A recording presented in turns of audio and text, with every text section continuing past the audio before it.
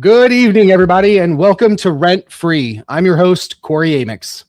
This is the show where we leave the talking points at the door and have real conversations with people asking for your vote. My goal isn't to tell you what to think. It's to help you understand who these candidates are, what they believe, and how they would serve our communities if elected. If you're joining us live, I want tonight's conversation. Drop your questions in the comments. Tell us where you're watching from. And if we have time, we'll bring some of your questions into the show. Tonight, we're talking about one of the most overlooked offices in local government, the Center Township Board. It's one of those positions that impact taxpayer dollars, emergency assistance budgets, and local oversight. Yet most people couldn't explain what the board actually does. By the end of tonight, you'll know exactly why this office matters. Our guest is Democratic candidate and my good friend, Jon Wogenstahl. We'll discuss why he's running, his vision for Center Township, how he believes taxpayer dollars should be spent, and some of the challenges facing one of the fastest growing communities in Indiana. Now, before we bring Jon on, I do have to address the obvious thing in the room. Beaky's not here, and he couldn't make it tonight. Apparently, he's been camped out outside the box office for the last 36 hours trying to score front row tickets to Michelle Beckwith's Hey Lord Hey debut tour. I think I have a photo here. Hold on. Yeah, there's Beaky waiting for tickets. The last update I got, he was number 47 in line and refused to leave because the VIP package includes glitter, communion wine, and a signed pair of sequined pumps. So we'll see if he ever comes home. Now, if you enjoy conversations like this, you know, the election part, not about Beaky in line, I'd appreciate it if you'd hit follow, subscribe on YouTube, and share tonight's live stream. It really helps us continue bringing local candidates and community leaders onto the show. All right, enough from me. Let's get rent free. Jon Wogenstahl, welcome to the show. Thanks for being here tonight. Thanks for having me, Kory. It's not often us people way down the ballot get an opportunity like this. So really appreciate you bringing me on. No problem. And I'm glad to have you on. And for all those that are watching, if you are a down ballot candidate, make sure you reach out to me. I do have Sundays now blocked off starting in July from 2 to 4 p.m. specifically for down ballot candidates. So Jon, go ahead. Let's get started with tell everybody who you are. Well, of course, my name's Jon Wogenstahl, and aside from my political bio, I'm a husband and I am a parent. Karen and I, my wife, together have 4 adult kids, 2 out of state, 2 here in Greenfield. We have 5 grandchildren. One of them is married.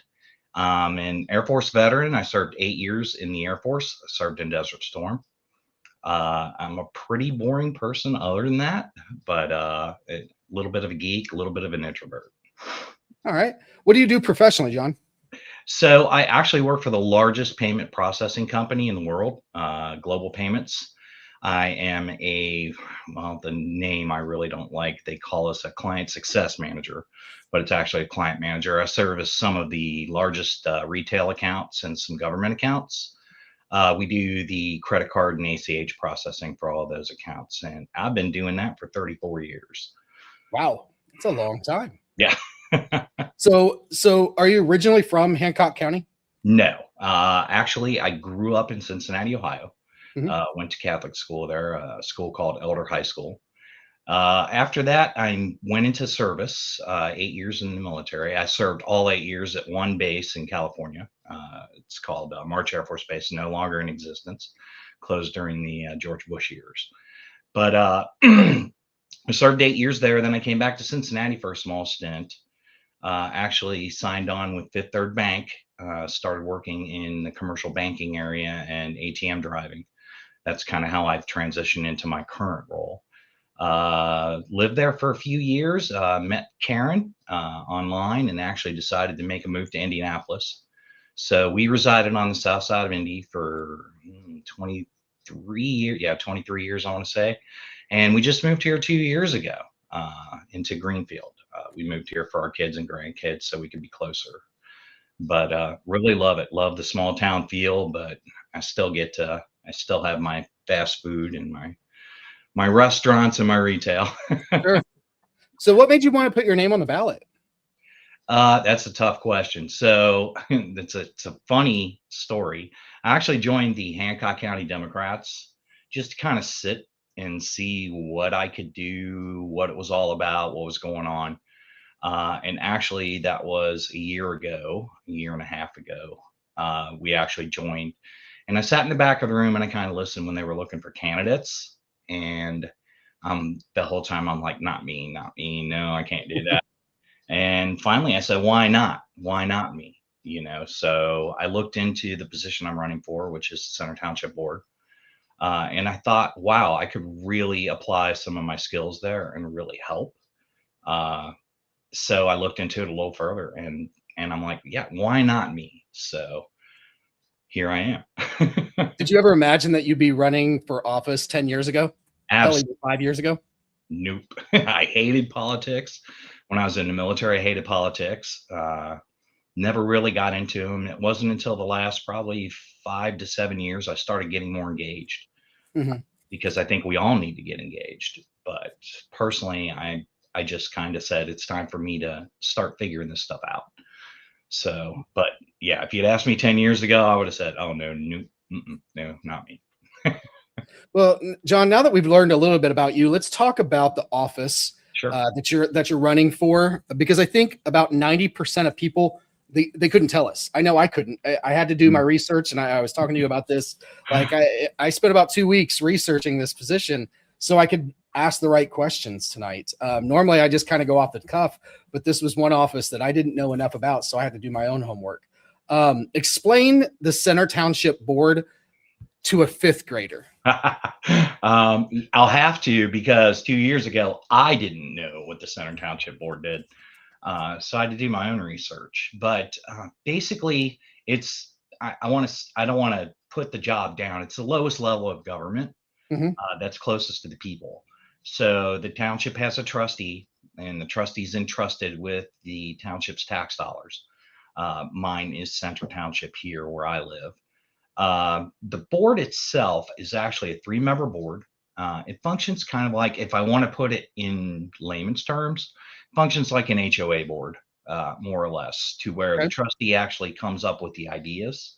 He comes up with the budgets. He comes up with, service adjustments, things like that. And he has to bring those to the board. The board meets and has discussions about, whatever topics they are. And the board actually makes the final decision on whether or not things move forward.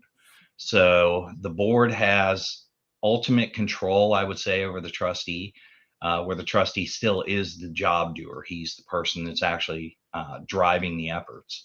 But the board itself it actually makes a decision. So similar to an HOA board, where you would, contract services for your members and such, very similar in design.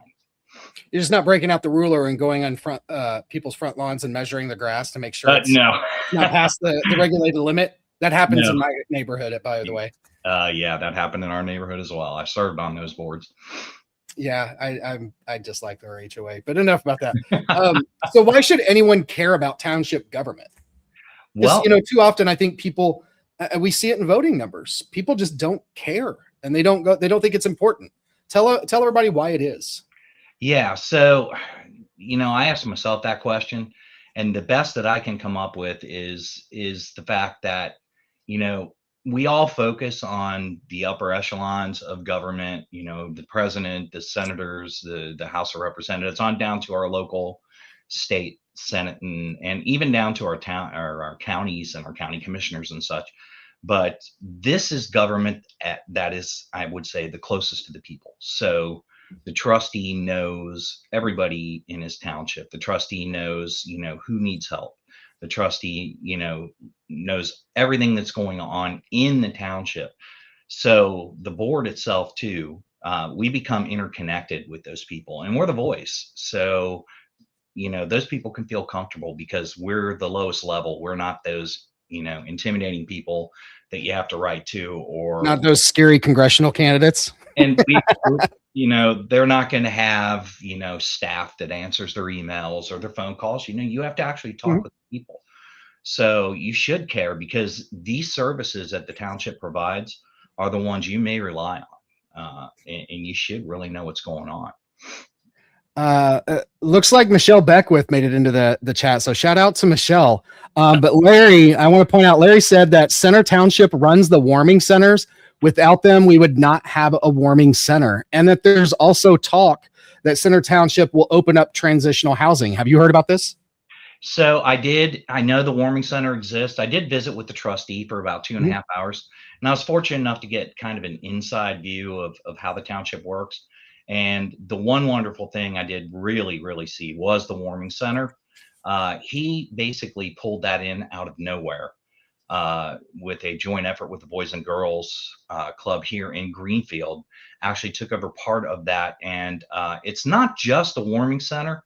It's actually a full service center, for lack of a better term. So when people come in out of the cold, they can get a meal. If the soup kitchen has closed, they actually provide a small meal. There's a cot, of course, to sleep in with blankets and such. But also, he's provided showers where they can get cleaned up, take a nice hot shower, and there's laundry machines in there, so they can do a load of clothes, dry a load of clothes. So he's taken it that one step further, which is what I really loved about seeing that happen. Transitional housing, that's a sticky point. I think we would all love to see some type of transitional housing, because as you well put it in your latest video, arresting homeless is not, it's not. It starts tomorrow. Yeah, it's stupid. I believe it's the dumbest thing you could have done. People argue that there should be no government intervention in helping the homeless. Well, this is the biggest part of government intervention you can put in: arresting people. But yes, he wants to build some type of transitional housing. What he wanted to do was build an actual facility or take over a facility. He's been looking at multiple locations. When you say he, are you talking about the trustee? The current trustee. Unfortunately, he's been shot down multiple times. Every time he finds something that could be sustainable. Who shoots him down? Yeah, that starts at the city government out to the county government. No, I heard a direct quote in a county commissioners meeting that we don't want those kind of people here. I don't think that's appropriate. I mean, nobody's asking for that, and nobody wants to be homeless. But it's not like you wake up. I kind of said this in my video. They didn't wake up and think this is a great life choice, let's be homeless. No, I mean, tragic circumstances lead to that. And to hear that people are saying we don't want people like that in our community. Yep. I mean, so many people are one paycheck away from catastrophe, from just being, it happened to me in December. I mean, I quite literally was one paycheck away, and they didn't give me that paycheck. So I know what I know what that fear is like. What can residents do, with these people who are saying that we don't want people like that and they're shooting it down? What can residents of Hancock County do to pressure their elected officials? Well, I mean, that's a good question. I mean, telling the township people that this needs to be done, you're talking into an echo chamber. But I think people need to, engage with the mayor. People need to engage with, the commissioners, city, county council. I understand they shouldn't be all over, public grounds. But what do you do with them? Like you said, Right. I mean, arresting them is not the answer. There are, unfortunately, as a veteran myself, a lot of these people I've seen or talked to are veterans. Mm-hmm. I've, done a lot of work in volunteering, and I've talked to a lot of these people. I've talked to the people that come to the township trustee's office for giveaway day. That's a day where they can come actually shop for clothing. They can feel like they're shopping for free for clothing for back to school or summer or fall. They have these multiple times a year. And I talked to those people when we were down there, and none of them want to be in that situation. Sure. Like you said, everybody can be one paycheck away or one bill, medical bill or something away from a bad day. We need to find a better solution. And, that starts with us talking with our representatives to see what their ideas are. We know what the state house is saying about this. We know what the governor's saying about this, but what are our local communities saying about Do you think that the township government is being efficient? it? Right now, yes, I would say they're fairly efficient, but it can always get better. That's the big thing. If you always say, this is the best we can do or the best we can get, it never evolves. It never gets better. But right now, I think it's running fairly efficient. They had some hiccups for a long time when they were located in the firehouse out on New Road here in Greenfield. Mhm. So they actually acquired a building downtown on Main Street. A lot of hiccups getting into that building, getting established. But I think now that they're in there and they're getting things set up, things are starting to run more efficiently. They have better meeting spaces, better areas to serve the public that they can come in and, apply for aid and talk with the investigators and such. They don't feel like they're just going to the local firehouse for help. Yeah, and Larry, I want to highlight something he said, and this is something I learned too in December when I went through what I did. Mhm. That the township also does a good job of helping to pay for utilities for families who need help. Can you talk a little bit about that? They do. That's called township aid. And it's actually expansive a lot more than that. And a lot of people don't know about it at all. It not only helps with just utilities, it can help with rent, it can help with a mortgage payment. It can also help with a medical bill that slips in that's going to just devastate a family. Now, a lot of people are under the impression that people can just wander in and get a check written and go back to their lives and then be back in a few months with another problem. That's not the case. When these people come in, they're treated above all with empathy and respect and dignity. As they And should be. Yeah. that's 100% where I stand when somebody comes in for aid. But the investigator spends time with them and actually goes over their finances. They ask them to bring in, bank statements and things like that. And they take the time to really kind of, walk through things with them and see. They don't tell them how to spend their money, but they locate opportunities for them to save and such, and then they inject that aid or help as well, because the idea is to bring them in and help them, not only write them a check that'll get them out of that problem and then have a problem down the road. And that's the same thing with a transitional need for homeless people. We need to help them transition back into life. And that's kind of what you're doing here. But the township serves as kind of that buffer Mhm. for what we've both been saying, that, everybody's one bad day away from something occurring. If you can stop that, then you stop that, system of homelessness. What powers does the township board actually have? So they actually hold a lot of the power in the trustee's office. So I like to always phrase it simply, is they hold the purse strings. So budgets have to be reviewed and approved by them before they can be enacted. Expenditures have to be gone through, any bids for contracts coming in. Everything has to flow through the board. The trustee can make minor decisions on his own, like the paint color on the walls, silly small things like that, or we're going to put all this paperwork in binders, things like that. Regular function of the trustee's office, he can make decisions like that. But big decisions for the township with the money that comes in, those have to be made by the board. Okay. And good timing, Larry. What do you think, John, about the new township program where townships now get graded? This is actually something I didn't know about. Oh yeah, this is wonderful. So last year there was a House bill on the House floor in the Indiana House to actually eliminate townships. That was the big Yeah, grumble. that's actually one of the questions I was gonna ask, but this one was. Yeah, Go it ahead. bleeds into it perfectly, Yep. because that bill was so ill received. Because what county wants to take over all the townships? What city county council wants to take over their local township? Nobody wants that job. Uh, they kind of killed that bill in committee, and it didn't come Uh, out. At the same time, there was one advancing through the Senate, SEA 270. That bill actually pulled a little bit of language from the House bill, but it was a more rational bill, for lack of a better term, to where they're actually looking at the townships individually, and they're going to grade them with a number grade. And that grade is going to be given out based on the functionality of the township, how well they spend their money, how they are with the funds that they receive, how their services are. It's a very large checklist that they have to undergo. Here's where it gets ugly, though, is it's kind of a rush job. So all this has to be done before December of this year.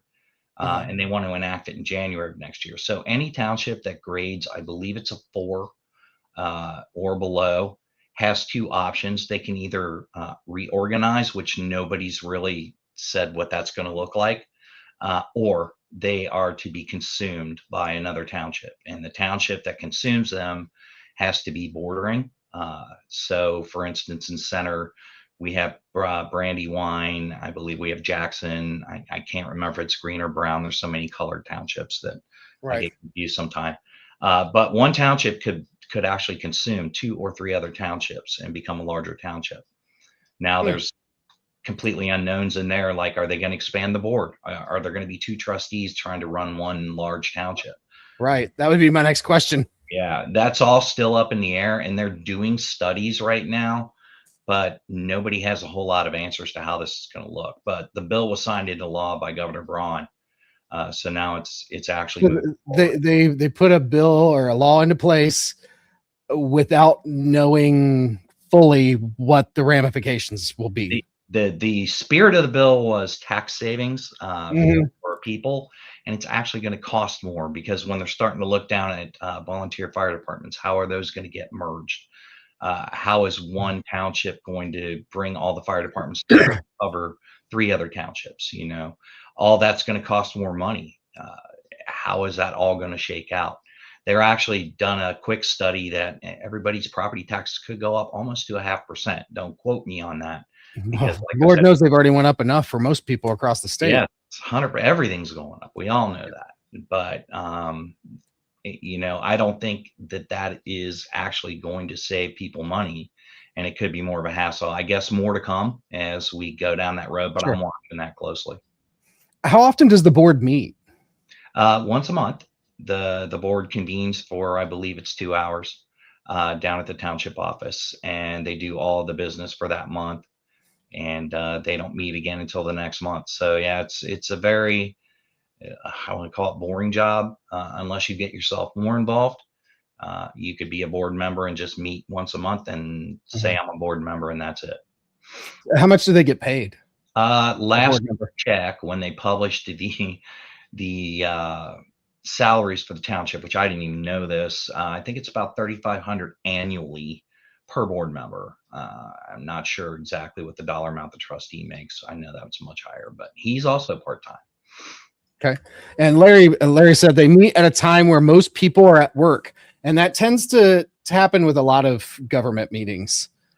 This one actually, I won't say that's completely true. I've seen a lot of the meetings that occur at 9 a.m., 8 a.m. Nobody can make those meetings. Their meetings are always, I believe, at 6 or 7 p.m. Are they? Yeah, down at the township office. Okay. That's how they have been going. I think they had one they had to adjust the time on, but for the most part there, I think they convene about 6 or 7 p.m. Have you attended a township board meetings? I have virtually. I have not gone down. Excuse me. What impressed you about those? So the fact that they stream them, number one, you know, I believe ultimately in transparency in government. The fact that they actually make that available for people to watch. The meetings are well conducted. You know, they follow Robert's Rules of Orders. Everything flows well. It's just not a free-for-all, for lack of a better term. So I get a lot out of those meetings informationally. And your lovely wife, Karen, said, doesn't the trustee also oversee cemeteries? Yes. Everybody asked me that question. What does that mean? They have multiple cemeteries in the township that they're in charge of or take charge of. There's a lot of private cemeteries here as well, but the ones that the trustee takes care of, it's more than just mowing the grass and fixing a fence here or there. They actually created a cemetery board consisting of multiple members that they meet separately They go over all the needs for the cemeteries. They walk the cemeteries every day. Some of them actually are caretakers, cemeteries, and they come back with needs. So I always have trouble trying to tell people what all that means. It's not just, like I said, mowing and fixing the thing. If a headstone gets broken or knocked over, they actually repair those. If you can imagine how many headstones are in a cemetery, they walk the cemetery and they look. And those aren't cheap. Most recently, they're actually looking at a new program. They're building an ossuary. If you've never heard of what those are, what is that? They're mostly usually inside of the mortuaries on the premises. They're little small boxes where urns can be kept with ashes. They're actually building them inside and outside now. So in one of the cemeteries, they're going to build an ossuary. They have the funds for this. And that is for people that would normally wind up in potter's fields. Give them a little more dignified burial. The cemetery board and the trustee works together to try to locate next of kin for these people. And they partner with funeral homes to actually, try to give somebody a better burial or get burial assistance. That's another assistance that the township gives that a lot of people don't know about, is for people that can't afford burial for their spouse or child or whatever. They assist with that as well monetarily. But I thought the ossuary was a wonderful thing. It's much more dignified than winding up in a potter's field with an unmarked cross somewhere. Yeah. Larry said, what are your views on fundraising for the township? Green Township does fish fries. That is one thing that myself and my fellow candidates have talked about. In fact, we were at the 4-H fair this weekend, kind of talking through that. Myself, I'm not a huge fundraiser, but I'm not opposed to it. I think it's something that could actually benefit the township. The township doesn't get a ton of funds. There's not a giant coffer for the township to pull from for all of these services. So anything above and beyond they could do, if they can get the permissions and the property to do it on. They've had issues there before. I won't go into that. But I'm all for it. You mentioned your fellow candidates. Talk to me about that. Yeah. So, excuse me. Center Township has a 3-member board. Right now, all 3 seats are up. We currently have 3 Democrats running for the Center Township Board, as well as 3 Republicans. So there's going to be 6 people running for these 3 seats. So I do have 2 fellow Democrats, Jesse Vetters and Justin Swigert, are my kind of, I won't call them running mates. We're all running as a group to try to get into the board. But you're running independent, like individually, not independently. Yeah, 100%, individually. Yeah. We're running independent campaigns. And there was kind of an issue with the ballot, right? Talk to us about that. Yeah, so I couldn't figure out in the primaries. I'm thinking to myself, there's 3 people running for 3 seats. We should all have the same numbers. Every Democrat that pulls a Democrat ballot should, pretty much vote for all 3 candidates, as you see on this ballot here, my ballot that I marked. The problem is where I highlighted in yellow, it says vote for not more than 3 candidates for this office. That's kind of confusing. It doesn't say vote for 3. It says vote for no more than 3. You could vote for 1, you could vote for 2, you could vote for 0. So when our numbers came out, we were all confused as to the disparity in the numbers and how that could happen. Now, you notice in the clerk's published numbers highlighted up there, it says vote for 3. Yeah. So, well, why didn't it say that on the ballot? We're not upset. Right. Of course, we all made it through the primary. It was just one of those head scratchers. But come general election time, that's going to be important. Exactly. So how can we make sure that the ballot is worded right? We're going to contact the clerk and chat with the clerk a little bit about it. I'm probably going down there to kind of demonstrate, how this can be a problem. Like I said, like you said, in the primaries, it's not that huge of an issue. We all make it through the primaries. But yeah, sure. When you have 3 people in the Democratic side and the Republican side all vying for 3 seats, something that simple could confuse voters quite a bit. And it's going to turn into a popularity contest, or, hey, let's pick the first or last name on the ballot. You know how. Right. Because there is some truth to the first name, alphabetical order. I learned that even for me when I was running for Congress. Yeah, I'm not a little bump for that. That's not a voter suppression conspiracy. It's just, it's confusing. It's Yeah. to me. Well, what would you do differently from current board members? So there are some things that I would do definitely different in the meetings, and this is in conjunction with transparency. I find myself when I'm watching those meetings, they'll be discussing the fire chief, for instance, will come in with a great presentation, and you'll see the board members flipping through the presentation, discussing the presentation, but you as the viewer are going, "What are they looking at?" Those aren't included in the packet that is sent Mhm. out on the website. So any of the presentations, like the trustee presentation stuff, is not there at the time of the meeting. Now, maybe later they'll put it into the minutes, or they'll put it into the post uh, packet that they put out. But while they're talking, people are getting lost in what's he talking about. What numbers? What are these graphs and charts? They're all going, this is wonderful news or bad news, and everybody's kind of left to that. So I think they could include that in there. That's one thing. Uh, uh, in addition, and I think I mentioned this before, just because you only meet once a month doesn't mean you can't help more. Board members are always welcome to come in. Like I've gone down and volunteered for giveaway day, and I'm just a candidate, but I wanted to see how that process works, and I wanted to help. I mean, the trustee has 2 employees. I think he's hiring a third deputy trustee. He has an investigator and a clerk. So that's it. They're kind of charged with everything the trustee does. And if the board members don't pitch in here or there, yeah, it doesn't help. So I would definitely volunteer a lot more of my time to actually assist with things, improving the building, helping with giveaway days, the warming center, whatever it is, that can improve these services that we're giving to the community. How transparent is Center Township today? I would give them probably about, I think what I just brought up, about 85% transparent. I mean, they have the meetings, they try to communicate. The communication's a little bit slow. I mean, when the warming center's open, they're good at getting the word out there. They're really good at advertising, like local businesses looking for employees, things like that. But I think they could be a little more transparent in the presentations in the meeting, number one. Mhm. Number two, I think sometimes the videos don't get posted out there. So if you miss a meeting and you try to go back and watch it, it's non-existent. I know they've had some technical struggles, but I would give them a good grade for transparency, but you can always improve it. Okay. And Larry's got another question. He says, hardball question. I talked to John a little bit about a truck purchase at the fair. Would like to know if he would have approved the truck if he was on the board at the time the purchase was made. What kind of So truck there's is been this? a They going lot. after Diego's role here? Yeah, no, there's a lot of scuttlebutt going around about that. And you know how the telephone game works. So the trustee doesn't have an actual vehicle, and he cannot pull from the motor pool.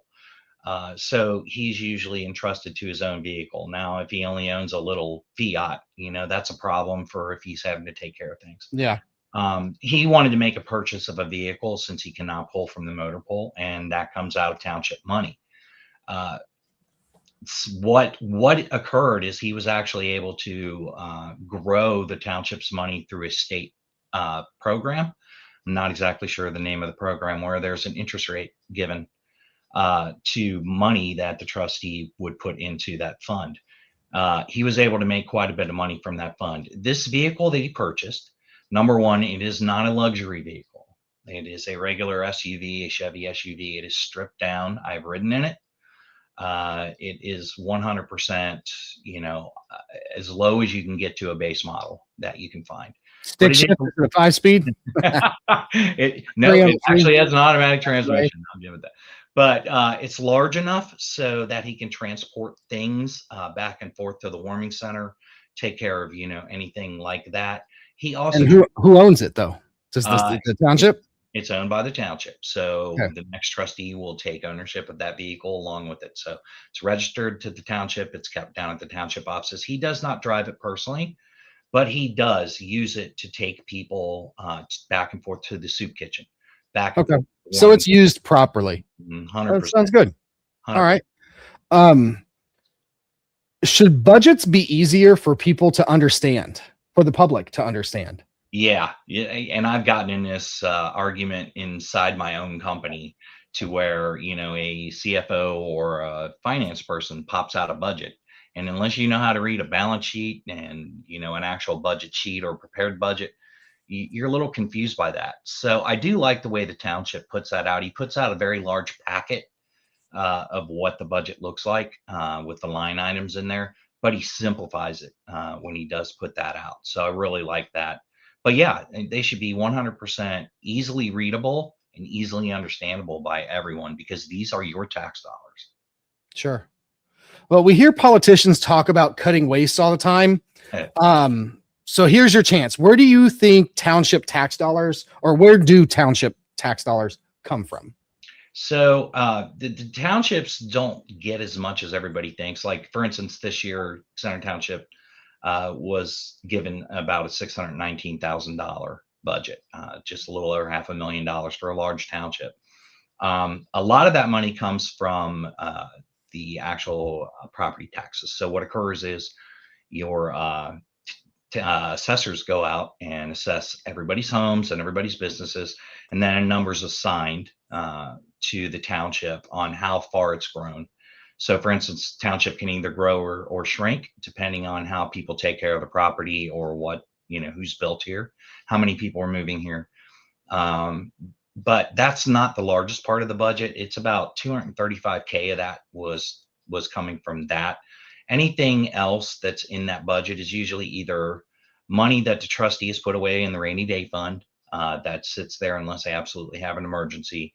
And the state kicks in some money. In fact, a lot of it comes from our gas taxes, which is right now waived in order for us to be able to afford gasoline. Sure. I do understand the governor is doing something to try to get that money back to the townships from the waiver of the gas tax. So, because that's dependent on it. But yeah, that's where all the money comes from.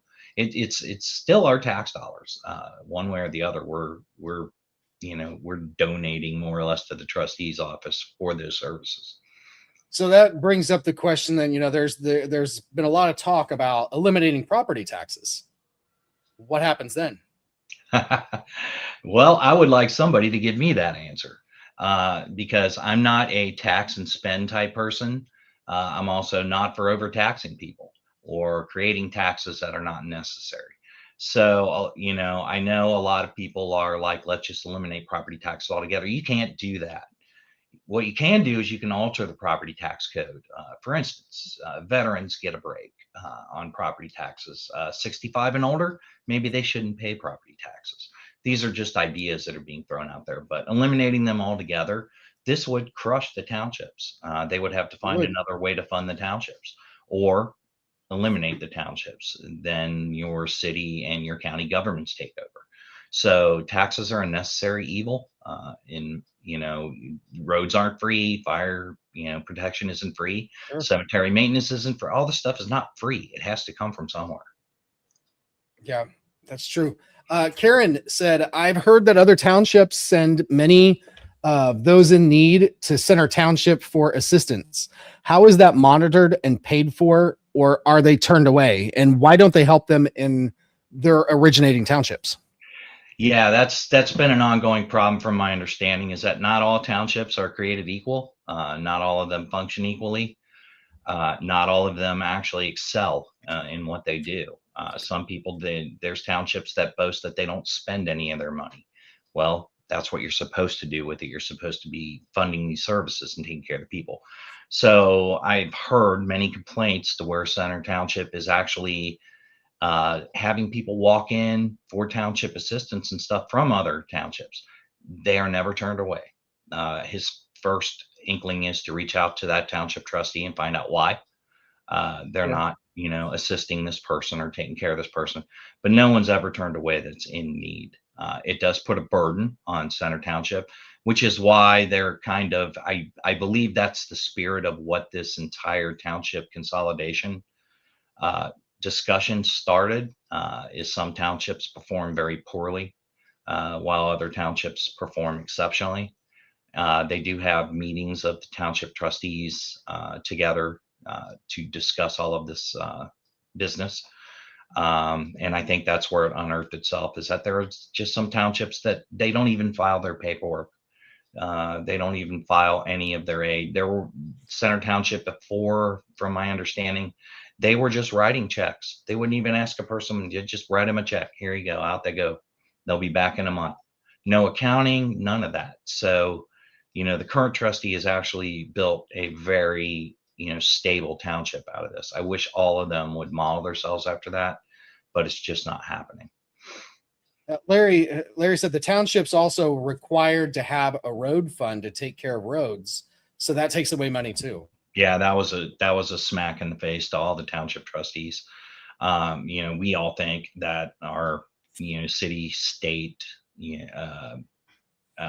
and even, township, or not townships, counties are taking care of our roads, and they are, but they're stressed just like everybody else with their budgets.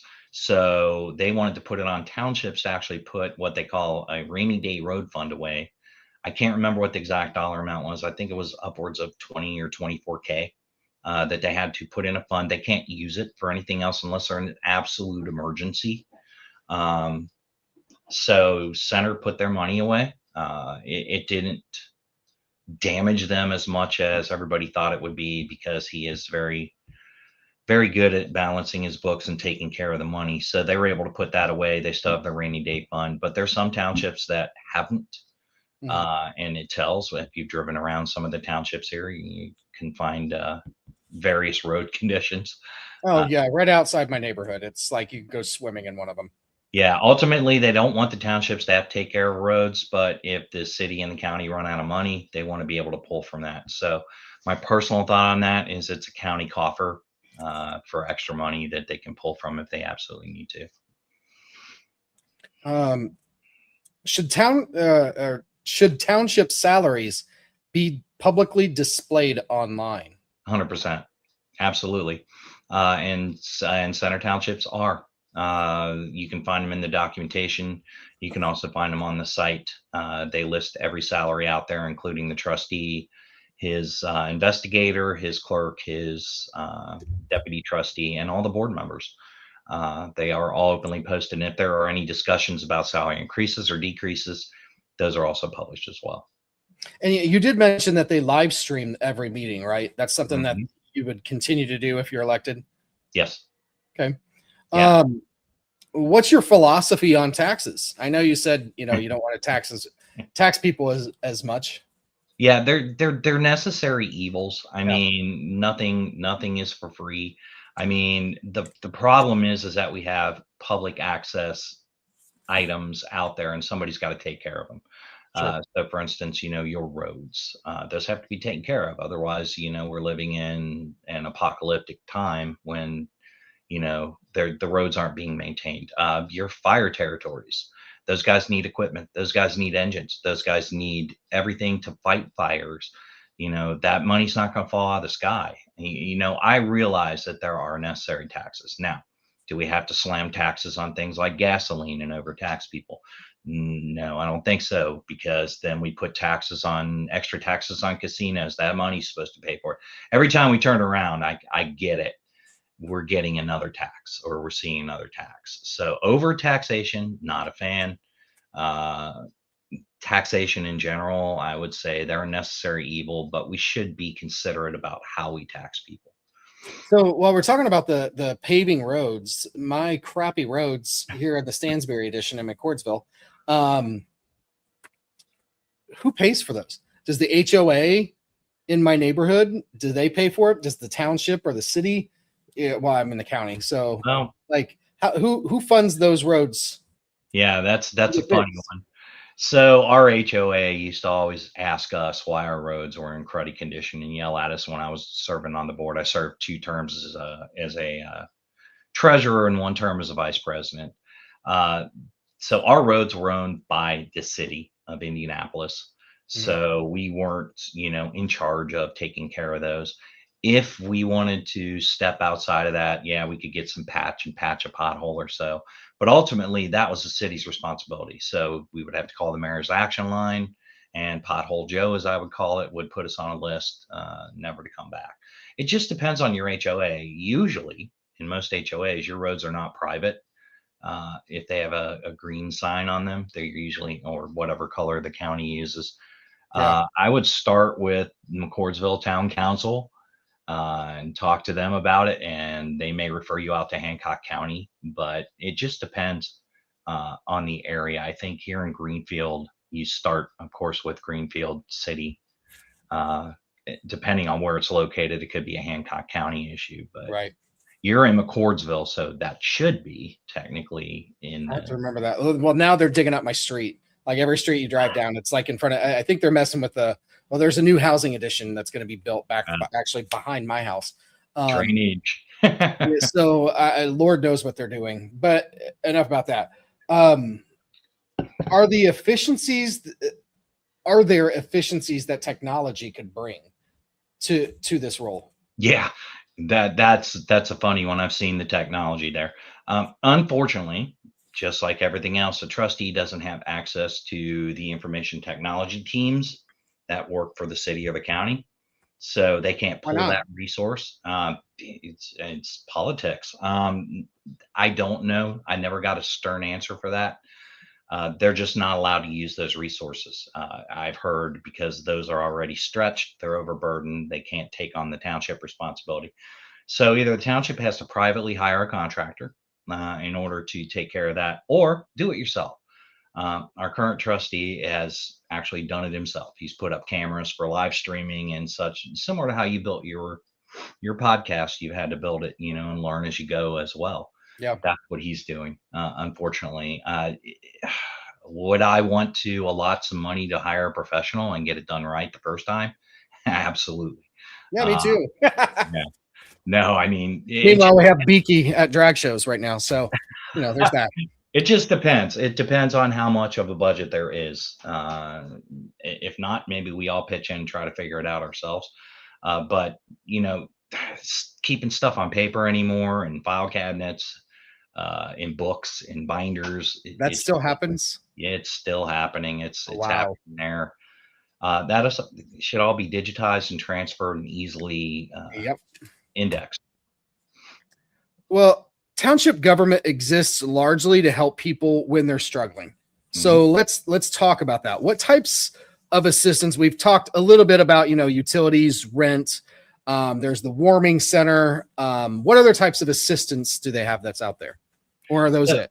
Yeah. So when you go into the assistance area, as far as I know, there are that, for utility assistance, on and on and on and on. Medical assistance, I did not know about for medical bills. They also assist with that. The warming center, of course, I think they also operated as a cooling center. I have not seen that they have opened it this week in our ugly temperatures, but I'm sure that may be on the horizon out there.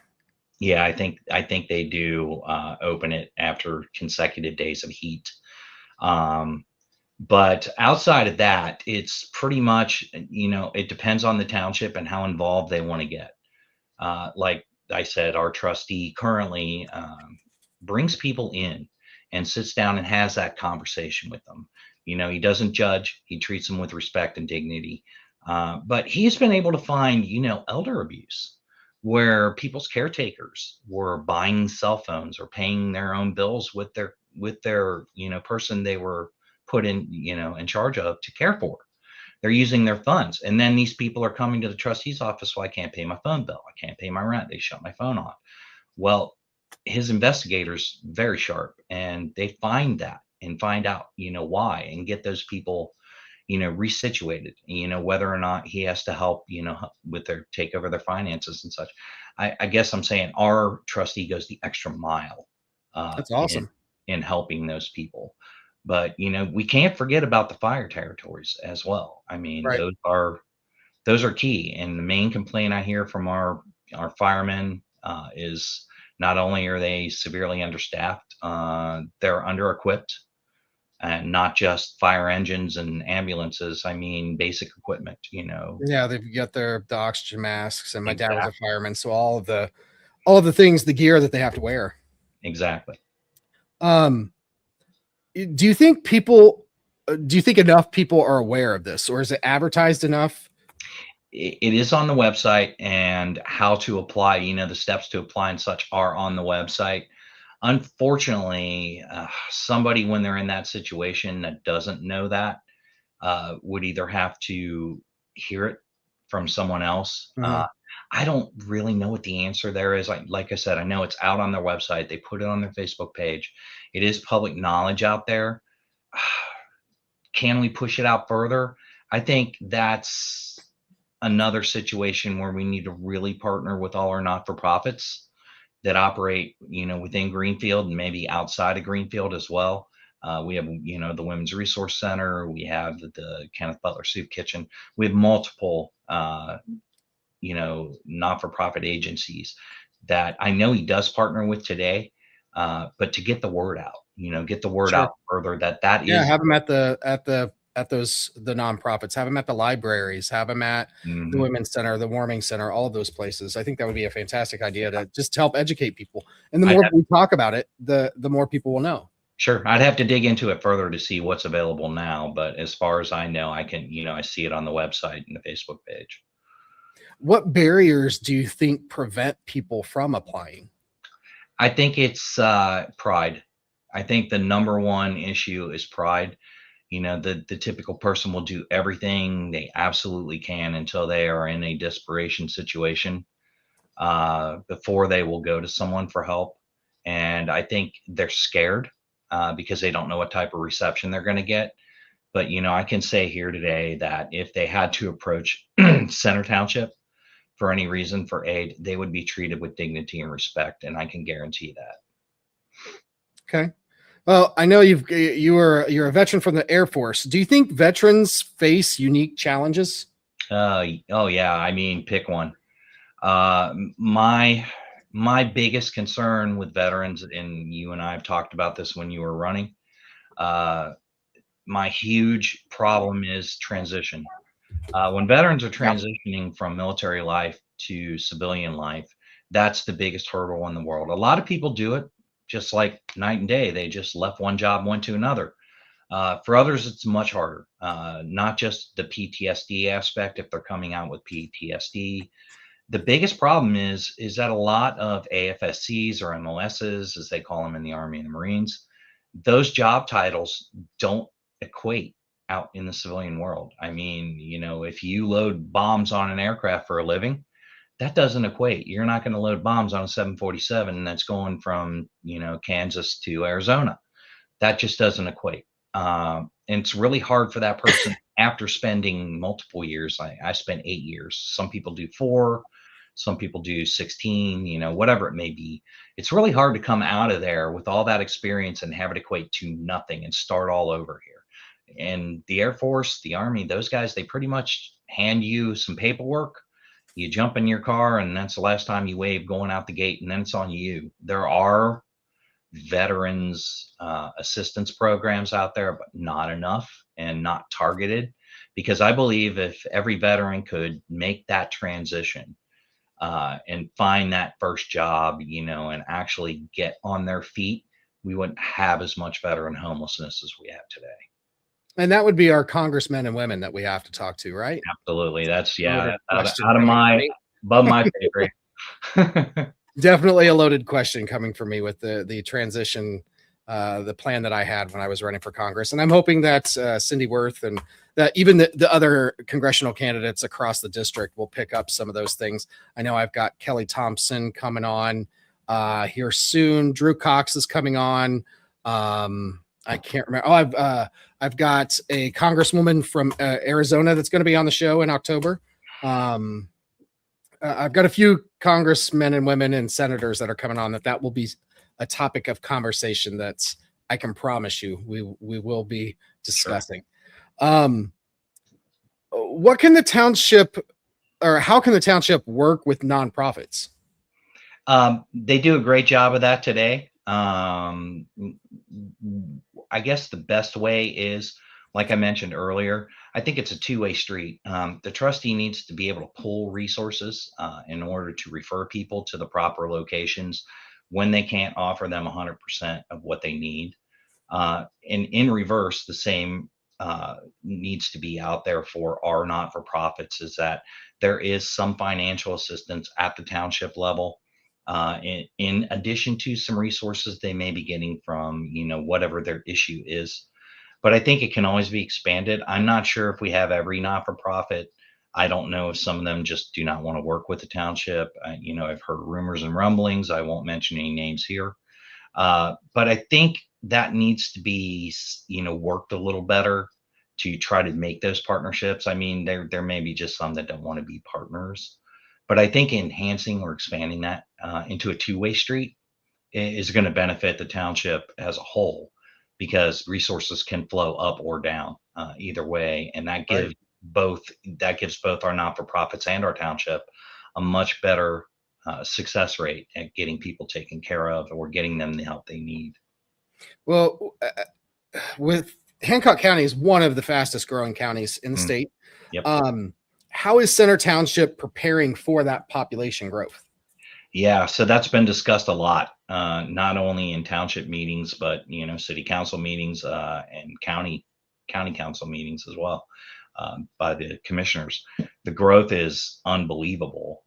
I know you're in McCordsville; that place is exploding like Yeah. Castleton did at one time. Yeah. Center Township is growing at a rapid pace. I think to keep up with that, unfortunately, that's going to be on the assessors to make sure they're properly assessing that township as it grows, to make sure that the township's getting the funds that they need. It's going to become even more difficult if the townships have to combine in order for them to, to service all 3 or 4 townships they may be combined into. But I think you have to plan for the growth. You have to, budget properly. You have to make sure that, you're taking care of the absolute necessities, cut waste, like you had mentioned, uh, you know, tighten the belt every now and then when you have to. Uh, People have a real problem with having difficult conversations, like Yeah. budgets or cutting a budget. It turns into screaming matches. I know I've been in many of those in my HOA meetings, but sometimes they're necessities. So I think a lot of planning, working with the assessor's office as they do their assessments every year, making sure those numbers are right, and investing in any opportunity we have from the state in order to help us with the growth. They need to chip in every now and then as well. Housing costs continue to rise. Is that creating new demand? Sure. I kind of watch the numbers. So the trustee posts the numbers of people that apply for aid. He doesn't get too specific as to what type of aid they're applying for. But we know those numbers. We know how many people are coming in for rent assistance or for housing assistance. And not only is housing going up, but I mean, rent in general. I mean, shoot, I remember when I could get an apartment for $550 a month, and I thought that was expensive. I'm driving by seeing signs of 11, 12, 1,500, $1,700 for $2,000. yeah. Mine's up to almost $2,000. Started at $1,200 6 years ago. And you think you can afford that, and you think everything's going great, but like we both said, one bad medical bill or something Yep. is going to create that. So yeah, I mean, all costs going up is creating more of a need. I haven't seen an enormous spike, but I have seen a month-over-month increase. What happens if it increases dramatically? What then?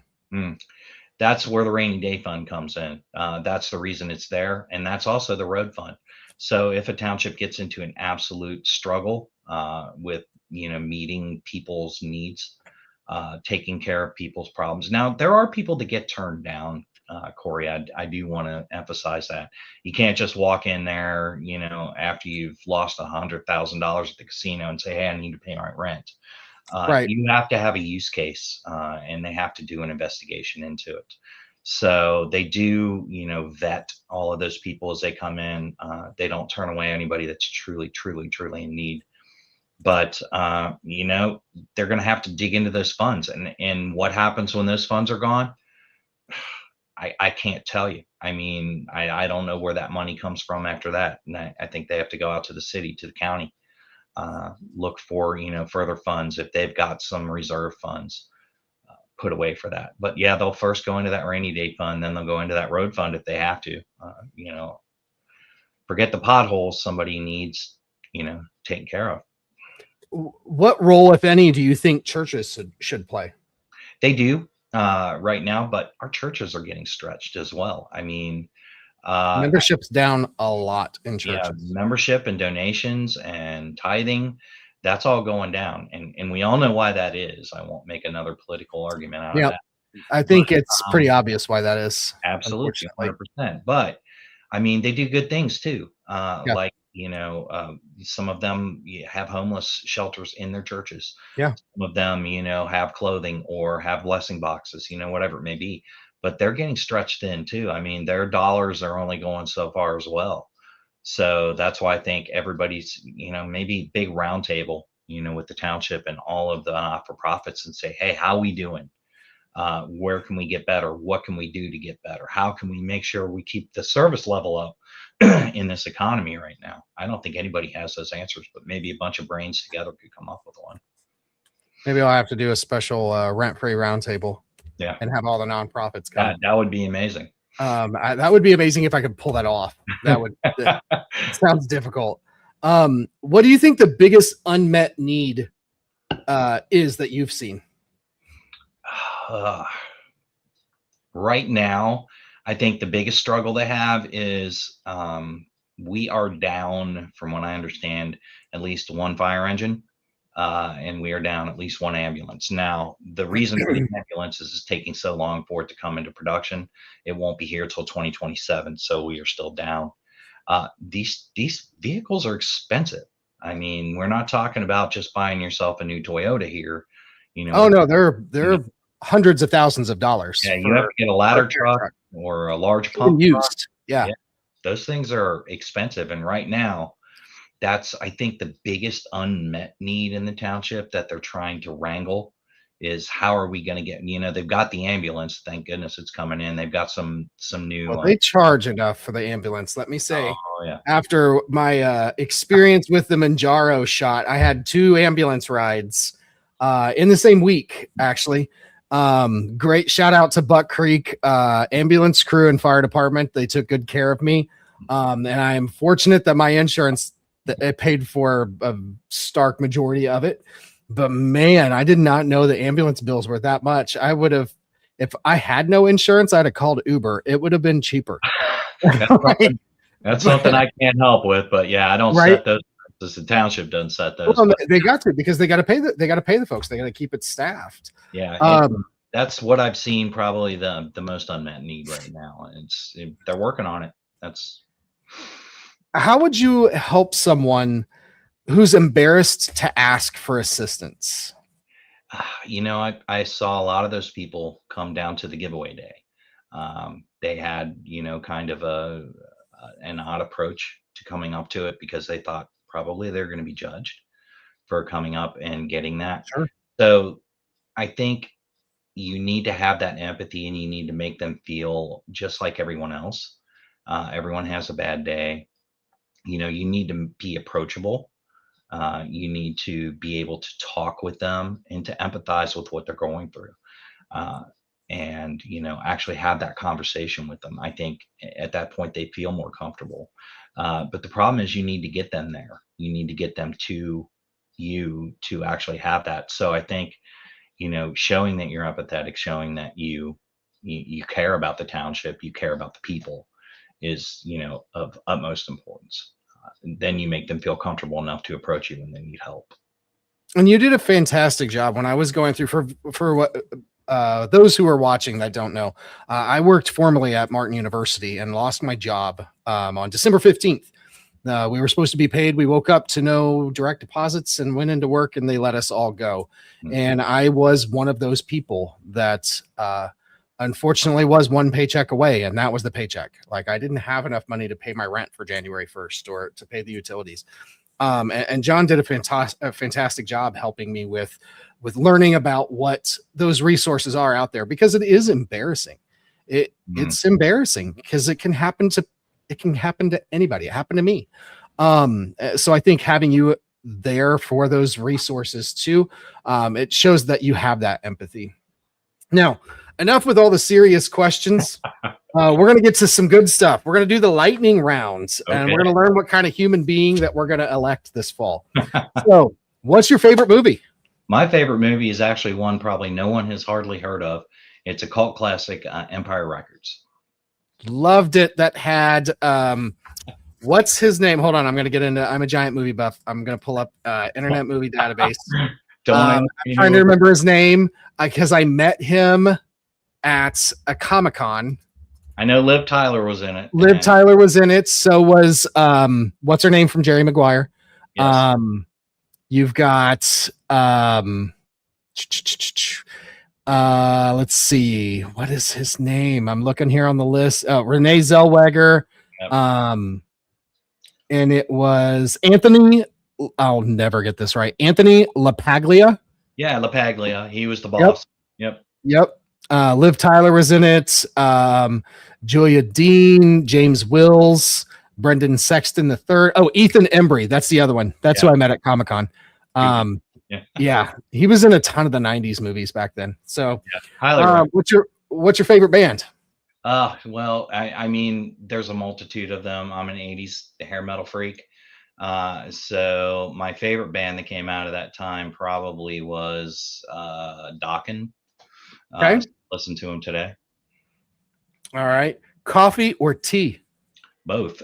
Coffee in the morning until I'm completely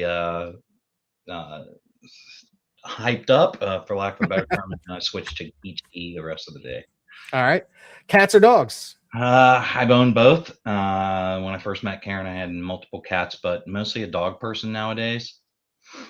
Okay. Pineapple on pizza? Yes or no? Yeah, no. No? When I was a kid in the Air Force, we used to get those in the dorm all the time. I don't know how I eat them. I tried one as an adult, and I'm like, how did I stomach that as a child? I just, no, not my thing. What's the last book you read? The last book I read is actually about Christian nationalism. I'm still actually reading it. I'm about 2/3 of the way through it.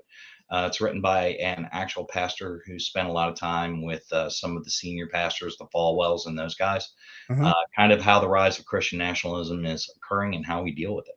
What's that called? Shoot, I would have to go find it, to be honest. You're fine. It's all right. A long name. So what's your favorite restaurant in Hancock County? So I haven't tried them all, in all fairness. But so far, my favorite is Grigsby Station. Grigsby Station? Oh, yeah. Those Where's that at?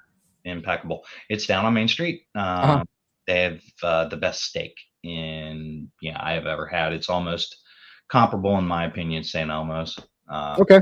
But a little bit cheaper. Same price or cheaper? Yeah, that's what I'm like. Cheaper, but great atmosphere. Those on a budget. Well, what is your dream vacation? Let's see. So my dream vacation would be backpacking through Europe. But at my age, now just going to Europe, if I could get there on an 18 or 20 hour flight without dying of anxiety, I would. And I used to fly all the time. No, I'd love to go to Europe and travel around by the train system and such. Just, bum around. I think that would be cool. See all of Europe. That'd be my dream vacation. It's actually cheaper to go to Europe and Japan than it is to go to Disney World right now. Fun fact. Probably to go on a cruise too. We just came off a cruise and that was pricey. Yeah, Kevin and I were looking at some cruise prices too, and I was like, not this year. It's all the add-on. Yeah. So, what's one historical figure that you would like to meet, alive or dead? Yeah, so I put a lot of thought into that one. People have asked me that before. I would love to sit down with Thomas Jefferson for at least an hour, because I would like to get out of his mouth exactly what he meant by every word he wrote in the Declaration of Independence and Constitution, so I could once and for all tell people that what he wrote is what he meant. Right. Yeah, he would be a good one. What's your biggest pet peeve? I think I know this one. My biggest pet peeve. Jeez, I have so many of them. My biggest pet peeve is selfish people. Those people just turn me off completely. I've met a lot of them. Yeah. What's your favorite guilty pleasure TV show? The Office. The Office? 100%. I can watch that show 100 million times the same episode and still find something interesting in it every time I watch it. But when I just want to space out and not think about anything, yeah, it's The Office for me. What's the best advice that you've ever received? For my dad, and it's a very simple piece of advice. Use your head for something besides a hat rack. That's good advice. 3 words that your spouse or your friends would use to describe you. Well, it depends on which friend and what mood my spouse is in on what she would use.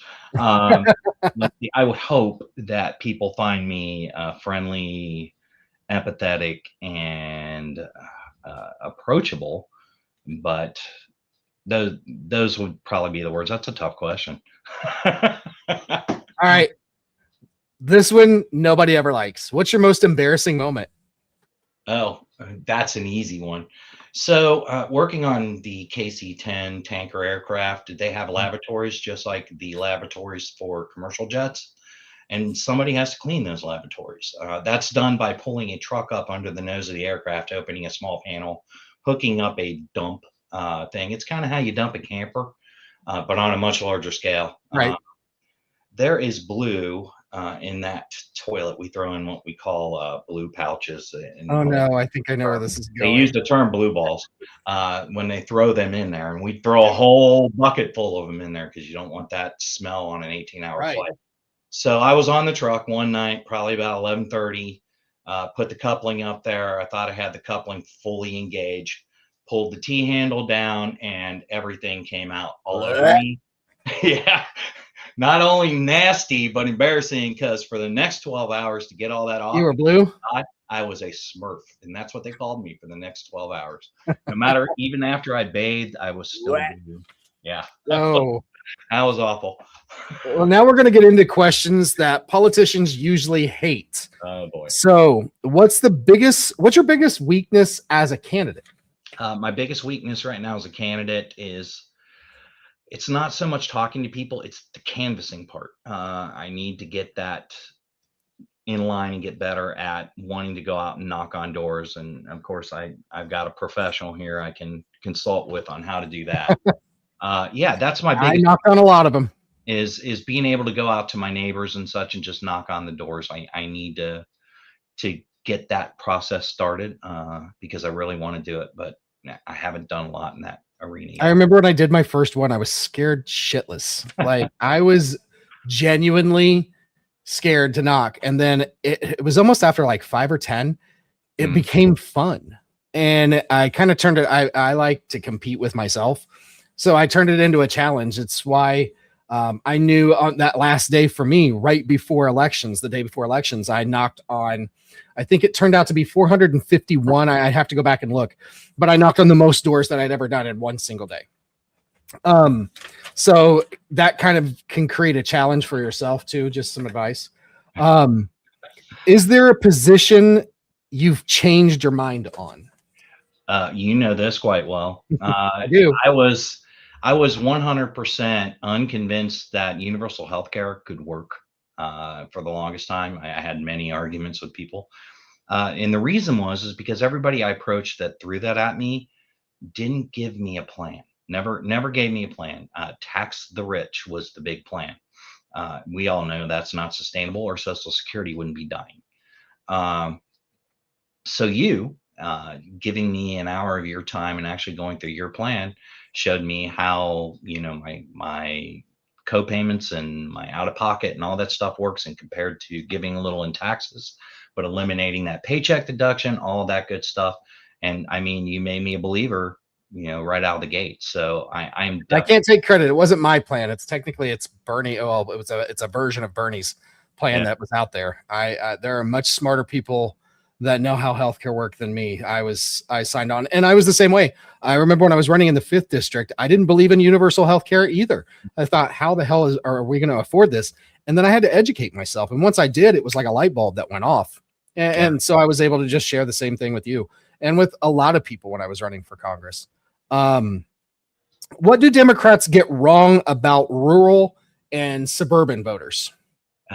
Yeah. So what a lot of people get wrong about both sets of voters is that they're the same. You know, in essence, the suburbanite is more of a outside city dweller, where their needs and their concerns are a little bit different than your rural voters, Yeah. where you have more of the farmers and such that are out there. So treating them all in a lump, like these are your issues, your affordability is the same as the affordability in the city or outside the city in the suburbs. Your farming needs are different. You know, just treating them the same. I think that's the biggest misconception is you can't go to a farmer and say, well, you know, your biggest concern is the affordability of, you know, bread. And no, my biggest concern is how am I going to buy fertilizer? How am I going to, you know, buy seed? How am I going to sell my crops? So that's I think the number one is you have to approach each one individually and sit down and talk to them, find out what the needs actually are. Is there a Republican elected official that you respect? 100%. Theodore Roosevelt. That Teddy. was probably the last one that I actually had full respect for. And a lot of it was because of his work with the parks, the national parks, you know, expanding those programs. He expanded a lot of what we now see as Democratic programs today. Yeah. At that time. So I would say I have full and ultimate respect for that man. Have you ever voted for a Republican? Yes, I have. Back when I was in the military, didn't have a lot of choices for most of those years. Yeah. In some ways, and when you're in the military, you kind of do what you're told. I wasn't told how to vote, but I was urged. Let's say Sure. in that manner. So yeah, I mean, I think we've all at one time or another voted for the other party or an independent. I have. Party. And I'd say it's fair to say that not everyone. I mean, there are unfortunately straight ticket voters out there still. Yeah, I think it's absolutely hilarious that Republicans put through or tried to put through a bill. I don't know if it got turned down or where it's at right now at the state level to get rid of straight ticket voting. But and I am do what? Nate mentioned that on your show. Yeah. I'm a big advocate of getting rid of straight ticket voting. I've voted on both sides of the aisles. It's been a long time since I have. But I was raised to vote for the best person for the office. Yeah. Regardless of what the letter next to their name is. Do you think that you would have a problem talking with Republican voters? No. In fact, I think I'm going to need Republican voters in the township that I'm running in. I mean, first and foremost, we need to get every Democrat we have out there voting. That we have a voting issue. We have a turnout issue. Yeah, we're one of the lowest states in the U.S. for voter turnout. But even that's not going to solve the problem. I mean, I need independents. I need Republicans to believe in what I'm bringing to this, you know, in my campaign. And I'm here, you know, someone, and I'll mention his name, Bo Bai, gave me some great advice. He said that local politics should never be partisan. And I agree with that 100%. I think when you get to the local level, your school boards, your townships and such, it shouldn't be a partisan battle on a consistent basis because you're close to the people. And Larry, you're right. I know, Larry. We'll need libertarian voters too. You're right. We do. And I've gotten, I will say this publicly on my stream, running for Congress, people assumed that I was more of the progressive side of things. And I have a lot of progressive thoughts, universal health care, things like that. But it doesn't necessarily make me a person that sways one way within the Democratic coalition, because we are a coalition. And for rent-free, the voice that I have now for rent-free is going to be one that is for Hoosiers. It's not for Democrats. It's not for Republicans. It's not for Libertarians. It's for Hoosiers. So I'm going to have people on my show who I think that contribute to our society and have positive messages. There may be some Republicans that come on. There may be some Libertarians. There may be some Democrats. I'm also going to have comedians. I've got one comedian, two actual big name actors that we're working on for this fall that I'm super excited about. I've got people from outside the state of Indiana. In fact, I had a conversation with somebody in Europe that may be on the show, which is pretty cool to think that Rent Free has gone global. But I think that it's important that we talk about our issues here at home openly and not through the lens of a party, Democrat or Republican. That's why for anybody that's out there watching right now that are like wondering why I'm asking some of these questions, it's because I think it's important that we open things up for everybody to look at honestly, not through a team sport lens anymore. Agreed. So I'll get off my soapbox on that one. Describe a failure and what you learned from it. Oh, so many failures. That's one of my strengths, I think, is that I do learn from my failures. I don't see them as failures if I do take a lesson back from them. So unfortunately, my most embarrassing moment was also my biggest failure. Would you say that's a shitty moment? Yeah, but I definitely learned to double check the coupling in my future. I was a single for real airman first class at that time. So yeah, by the time I hit sergeant, I didn't make that mistake again. But I mean, if I had to pick one, that's just one of many. I mean, I fail consistently, and I think our failures make us better. And I'm not afraid of fail. Absolutely. Too many people put a negative. Now, if you make the same mistake repeatedly and fail doing the same thing over and over and over and over and never change, that's a problem. But I think, failure is an opportunity to learn. It's not a negative thing. Nope. What haven't I asked that voters deserve to know? About me or about the office? And yes, about you. Or both. Let's just say both. We've got a couple minutes left here that'll close us out. So I think the key takeaway here is that, I think I'm qualified to do this job with my HOA experience and my financial background. I think I could really bring some value to that board. Not just trying to sell myself here, but I think those qualifications alone, we're all qualified to run for office. We're all qualified to make a difference. But I think actually wanting to do this job at first wasn't on my top 10 list of things I'd like to do in the next 5 years.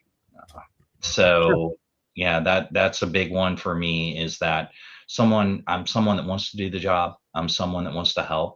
I'm someone that wants to bring value. I mean, I've lived here for 2 years and it's a really great community and I'd like to make it better. So that's why I'm running. And like I said, I don't have a lot of bad things to say about the current trustee or the board or how it's operating, but I'd really like to get in there and I'd really like to bring value and help because helping people is something I love doing. Well, 20 years from now, when someone mentions Jon Wogenstahl, what do you hope they say about your time in public service? That I was approachable, that I was empathetic, and that I cared. Those are the three things. Those are three pillars in everything that I try to do, is that I want to leave people with that impression that in anything I do, I try to give it my all. Like I said, I'm going to fail. I'm going to make mistakes. But I think at the end of the day, I hope I leave everybody with an impression that I made the township that much better than it is today. All right. Is there anything that I'm leaving out, forgetting? No, I think you've drilled me pretty well. All right. Great. Well, let me I'm trying to play with the computer too here, and it is not working for me. What is going on with this stupid thing? I hate when it does this. Nabbit. This is why I need a technical assistance advisor that can help me with these things. Let's see. Well, let me fix this. So that's media. Don't you love when you have technical difficulties? Every day. Like, what is going on? Here we go. All right. That's better. That's the first time that's happened. Or maybe it's not working. Here we go. All right. So that brings us to the end of it was not giving me my teleprompter. So that brings us to the end of another episode of Rent Free. First, I want to thank Jon Wogenstahl for taking the time to be here tonight. Whether you agree with him or not, I appreciate every candidate who's willing to sit down, answer questions directly, and have an honest conversation with the people that they hope to represent. So, Jon, thank you so much for coming on the show. Thank you for having me, and thanks for everybody that showed up tonight. I really appreciated the conversation and the questions. Absolutely, and I'll have you on again, I'm sure. I'm going to put you down in the green room. Stick around. So I also want to thank all of you for watching, participating in the comments, and continuing to support what we're building here at Rent Free. This show exists because you believe informed voters make stronger communities, and I'm grateful that you're here every Tuesday night. Now, before we wrap up, I want to give a special thank you to our sponsor, the Print Shop in Greenwood, for sponsoring our exclusive Order of the Bluebird guest t-shirts, which you see behind me.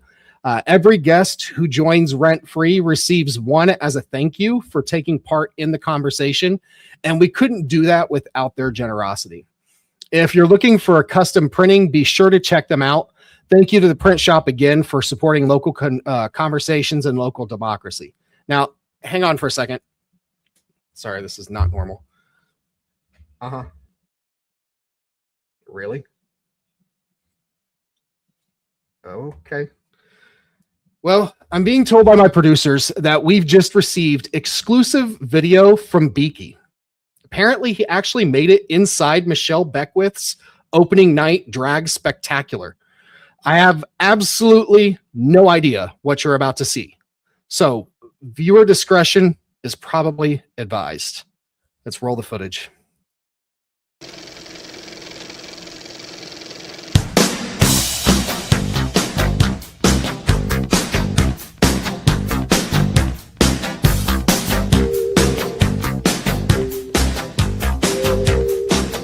Yeah, he's still after me. He just gave me a necklace. I don't know, I think it's real diamonds. Yeah, he thinks he can impress me by giving me expensive gifts. It's nice, though. You want it?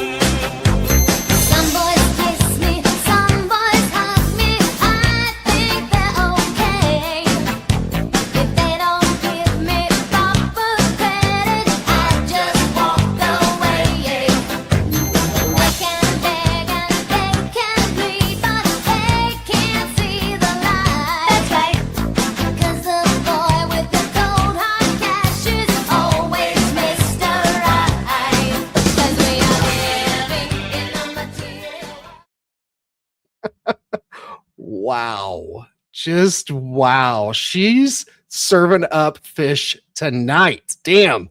Shout out to Beaky for the behind the scenes footage, and shout out to Michelle Beckwith. Girl, live your truth.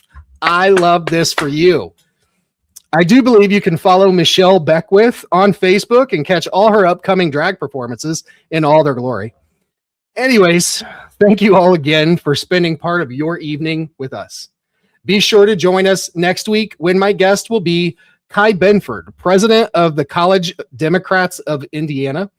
We'll be talking about the future of young voters, the issues that matter most to college students, and where the Democrat Party goes from here in Indiana. It's going to be a great conversation, and I hope you'll join us. Until then, take care of yourselves, take care of each other, and don't let anybody live rent-free in your head unless they're bringing something worth thinking about. I'm Kory Amyx. Good night, everybody, and we'll see you next week. Oh, and Michelle, girl, you better work. Good night.